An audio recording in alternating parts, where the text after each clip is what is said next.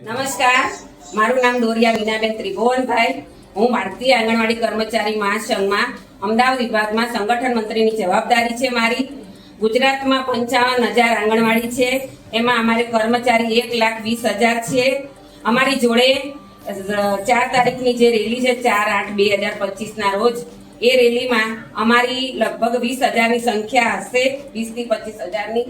અને અમારા જે પ્રશ્નો ઘણા સમયથી ચાલ્યા આવે છે, અમે સરકાર સાથે બેસીને ઘણીવાર આવેદન પત્ર આપ્યા છે, પણ અમારા જે પ્રશ્નો છે એના કોઈ જ આમ આંખ આડા કાન કરે છે સરકાર, કોઈ સાંભળતી નથી અને કોઈ અમને એનો નિર્ણય મળતો નથી. તો અમે એના માટે થઈને અમારી 4/8/2025 રોજ અમે રેલી અને સભાનો કાર્યક્રમ રાખેલ છે.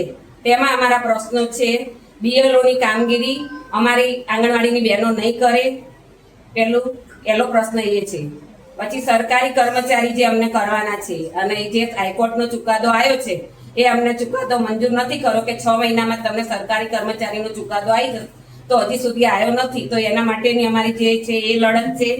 MMYનો સ્ટોક અમારો જે અનાજના દુકાને આવે છે, અને ત્યાંથી અમારી બહેનોને મજૂરની જેમ એ ઉપાડીને લાવવાનું આવે છે. તો અમારી બહેનો મજૂરીનું કામ કરે છે, તો એ અમારા સ્ટોક અમારી આંગણવાડીમાં આવી જાય એ રીતની વ્યવસ્થા સરકાર કરી આપે, એ માટેની જરૂરિયાત છે.